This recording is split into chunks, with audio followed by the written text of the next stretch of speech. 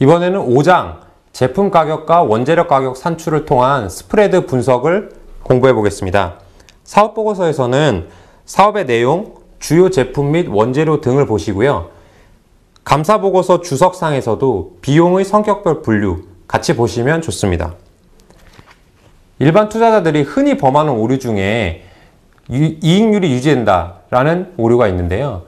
이익률이 유지된다는 것은 사실 말처럼 쉬운 일은 아닙니다. 추정하기가 어렵기 때문에 그런 얘기를 하는 것은 이해는 할 수 있지만 사실 이익률이 유지되려면 경제적 해자가 강력해야 하고 가격 전가력도 있어야 되며 소비재 기업처럼 안정적인 매출과 안정적인 영업이익을 그릴 때만 이익률이 유지된다고 볼 수 있습니다. 하지만 경기순환주 같은 경우에는 이익률이 유지되기가 어려운데요. 그럴 때는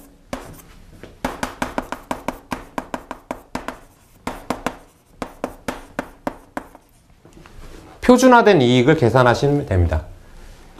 경기순환주라고 해서 꼭 가격 전가력이나 경제적 해자가 없다라고 볼 수 없습니다. 표준화된 이익보다 위에 있을 때는 업황이 좋다. 그러므로 파는 쪽으로 의사결정을 하시면 되고 표준화된 이익보다 아래에 있을 때는 앞으로 업황이 좋아질 것이니 사는 쪽으로 의사결정을 하시면 됩니다. 그 중에서도 이 이익률을 볼 때는 매출 총이익률이 중요한데요. 보통은 영업이익률이 중요하다고 생각하시지만 제가 매출 총이익률이 중요하다고 말씀드린 이유는 따로 있습니다. 영업이익률 같은 경우는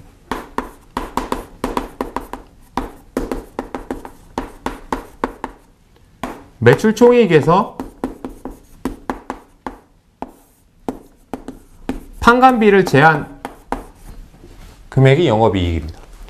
그런데 이 판관비라고 하는 것은 사업을 할 때 고정비성 성격을 띠기 때문에 특별히 변하지 않습니다.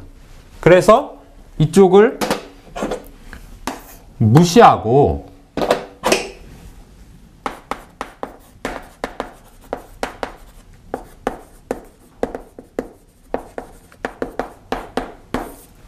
변동성이 상대적으로 심한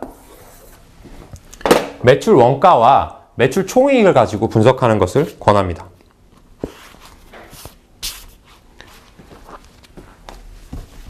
얘기가 자주 나올 것 같으니까 경제적 해자에 대해서 짚고 넘어가겠는데요.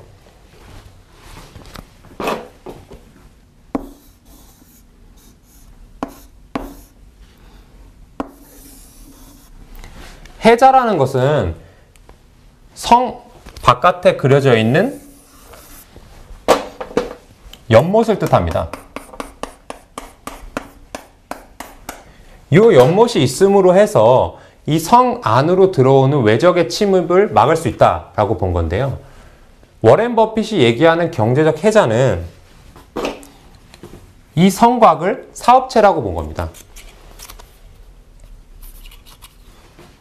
사업의 수익성을 지킬 수 있는 어떠한 무형 요소 이런 것을 경제적 해자라고 표현한 것이고 세계적인 펀드 평가회사의 수석 투자 전략가인 팻 도시는 경제적 해자의 조건을 4가지로 얘기했습니다. 첫 번째가 브랜드와 같은 무형 자산입니다. 또는 R&D를 통한 특허권 같은 규제도 포함됩니다. 두 번째는 전환 비용입니다.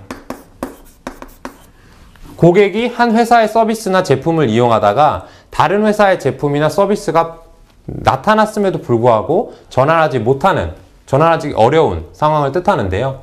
예를 들면 군대에서 행정병으로 전역하신 분이 마이크로소프트 워드보다 아래아 한글을 더 많이 쓰는 그런 상황을 볼 수 있습니다.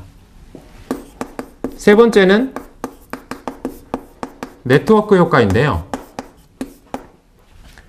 어떤 서비스나 제품을 사용하는 고객의 수가 많아지면 많아질수록 거기에 비례하여 그 제품이나 서비스, 나아가 그 기업의 가치가 제고되는 그런 모습을 네트워크 효과라고 합니다. 가장 큰 예로 최근에 SNS를 들 수 있습니다.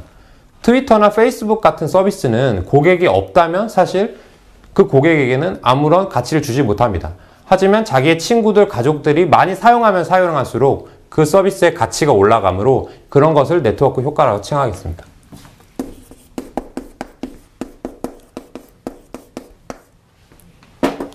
마지막은 원가 우위입니다.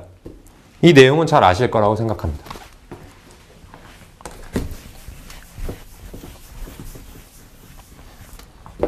이 경제적 혜자를 가진 기업이 가장 가질 수 있는 특혜가 뭐냐면 가격 전가력입니다.